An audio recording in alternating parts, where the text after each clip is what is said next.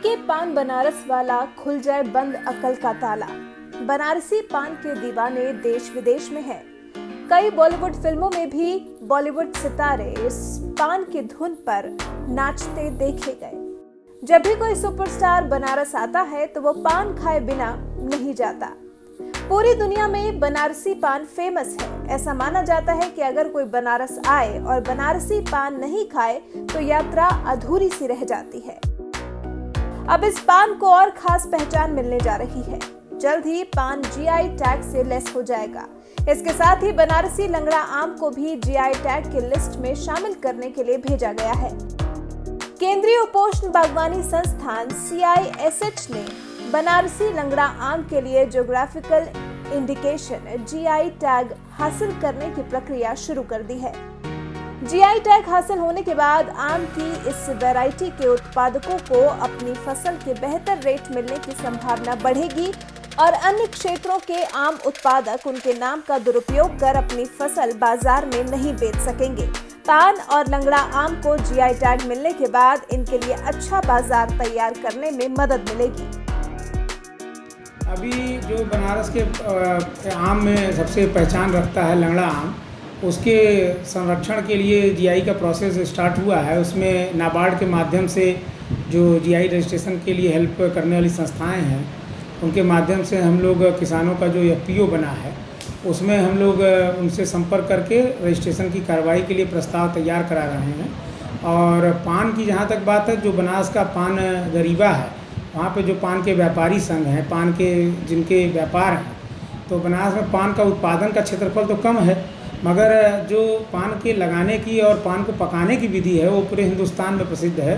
तो उसके लिए जो उनके उत्पादक समूह, विक्रेता समूह हैं, उनके माध्यम से हम लोग जीआई रजिस्ट्रेशन की दिशा में पंजीकरण के लिए प्रस्ताव तैयार करा रहे हैं और विश्वास है कि 15-20 दिनों में हम लोग उस प्रस्ताव को 1 हफ्ते 10 दिन में भेज देंगे। तो जीआई टैग के एक्सपर्ट पद्मश्री डॉक्टर रजनीकांत मिश्र ने बताया कि जीआई टैग मिलने से बनारसी पान और लंगड़ा आम उत्पादकों को फसल का बेहतर दाम मिल सकेगा।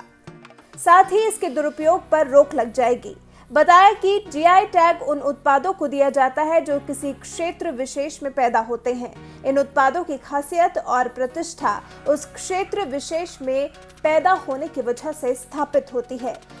ये टैग मिलने के बाद संबंधित उत्पाद का नाम लेकर बाजार में किसी और चीज को बेचने पर पाबंदी लग जाती है। हालांकि बनारस में पान की पैदावार नाम मात्र की ही होती है और ज्यादातर पान आसपास के जौनपुर, प्रतापगढ़ और मिर्जापुर जैसे जिलों से आते हैं। लेकिन पान पकाने और बनाने की प्रक्रिया की वजह से ही इसको बनारसी पान के नाम से लोग जानते हैं।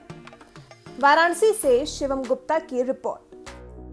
देखिए, बनारस जो कि एक बड़ा भूभाग है इस पृथ्वी पे और जो अपनी हस्तकला के लिए, हस्तशिल्प के लिए जाना जाता है, लेकिन बनारस उतना ही यहाँ पे अपने कृषि उत्पाद के लिए भी जाना जाता है। वो चाहे बनारस का लंगड़ा आम हो, बनारस का पान है, यहाँ पे तैयार होने वाले रामनगर का बैगन है या आदमचीनी चावल है, जिसकी खुशबू आदमचीनी चावल अगर बनना शुरू हो गया तो कहा जाता है कि सब पूरे मोहल्ले में उसकी खुशबू फैल जाएगी और जितने पुराने लोग हैं सब उसकी ख्याति को जानते हैं।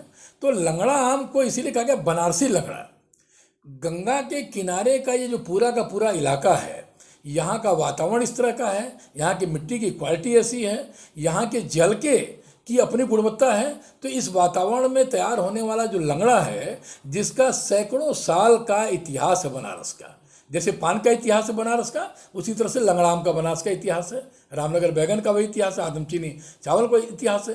तो हम लोगों को ये लगा कि पूरी प्रक्रिया में आत्मनिर्भर भारत, कोविड के क्राइसिस के समय में जब सरकार ने आत्मनिर्भर भारत अभियान की शुरुआत किया और MSME के तहत में कहा कि साहब हम 20 लाख करोड़ का विशेष पैकेज हम देने जा रहे हैं, तो कृषि इतना प्रधान देश है जो भारत का, अगर वहाँ पे बड़े पैमाने पे कृषि आधारित अगर चीज़ों को बढ़ाया जाए, अगर उद्यमिता कृषि से अगर जुड़ जाती है, MSME कृषि से जुड़ जाता है, एंटरप्रेन्योरशिप कृषि से जुड़ जाता है, तो उसका मतलब कोई उदाहरण ही नहीं है जितने बड़े पैमाने पर लोगों को रोजगार मिलेगा। और इसका एकदम उदाहरण इसी में मिला कि वाराणसी के जिला प्रशासन से, माननीय आयुक्त महोदय के प्रयास से बनारस के लंगड़ा आम को दुबई के और फिर लंदन के बाजार में भेजा गया।